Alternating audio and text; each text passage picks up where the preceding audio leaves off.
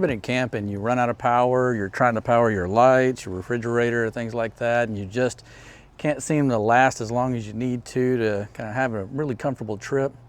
In today's video with the Alu Cabin, we're going to dive in and show you what we've done to extend our ability to support our powered equipment. So recharging camera batteries, running the refrigerator, operating all the lights, anything like that we want to do, as well as maybe take a few little amenities and extras.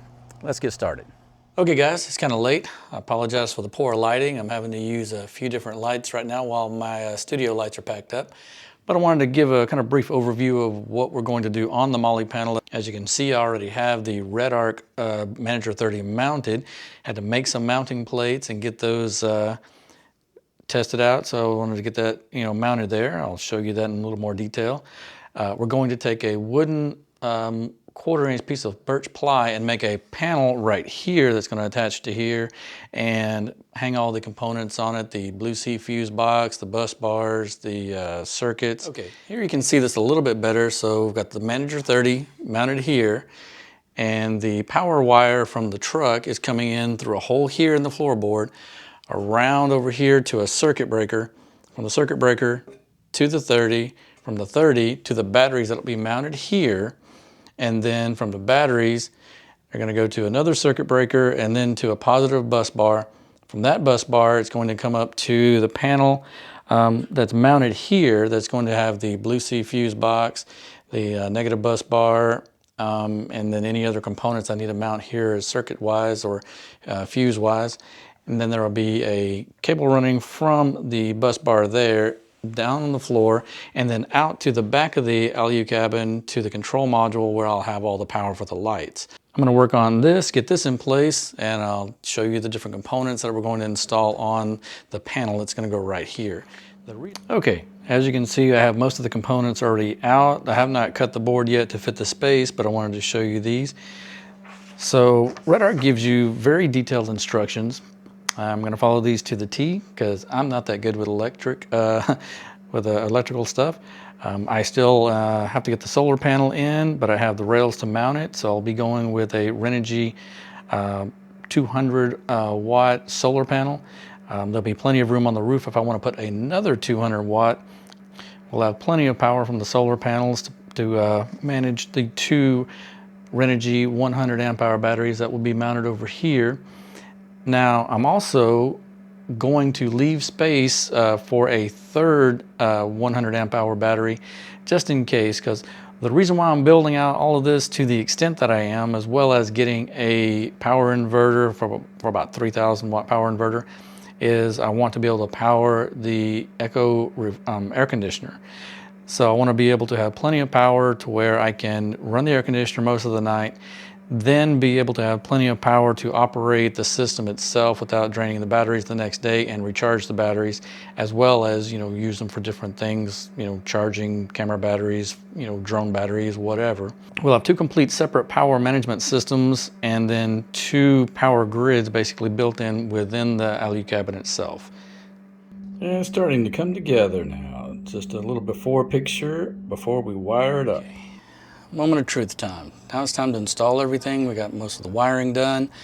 The rest of the wiring has to be done in the back of the vehicle. So what we're going to do is we're going to install the plate, and on that plate then we'll install the back Molle panels with the electrical board, and we'll wire up the negative and the positive from the vehicle, and then we'll install the batteries and hook the batteries up to the Redarc 30. So, wish me luck.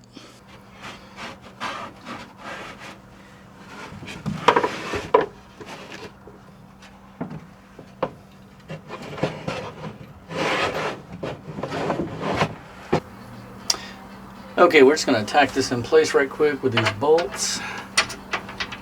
So hold it while we figure out exactly how we want to position it. I did take the base plate out to give us a little more flexibility in positioning everything. It just was all in the way.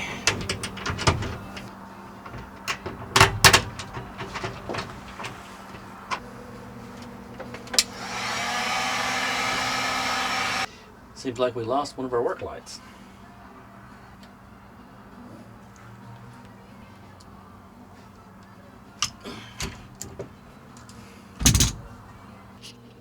Okay, what we got so far here is the panels installed. I'm going to put the floor in. We've got the vehicle battery wired into this circuit. The fuse is not put in on the front, so there's no power coming back here. I'm not going to play with fire here.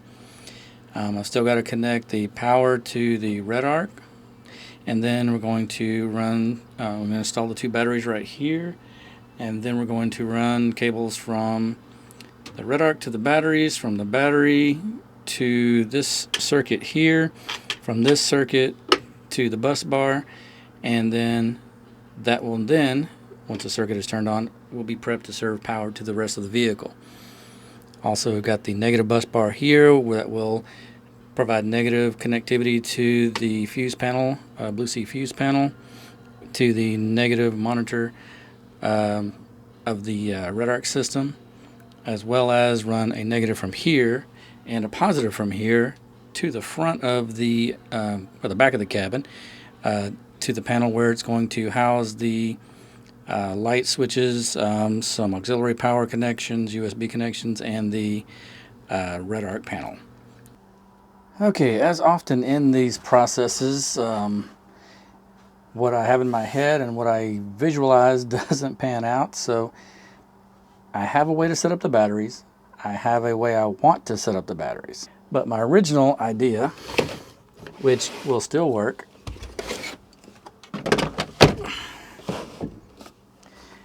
is these two batteries mounted right there, and they work just fine. It'll fit, no big deal. So as you can see, this gives us plenty of room for batteries, and I still may be able to put a third battery right there whenever I have more time. So we'll have to play with it a little bit. But main driver, get these batteries plugged in and get them tested tonight. That's my goal. Alrighty guys, it's the next day after a long night of wiring and figuring a few things out. This is the rough design. I haven't tied the wires down or anything, so this is kind of a work in progress. But we have the batteries hooked in and tested to the Redarc control box, control panel.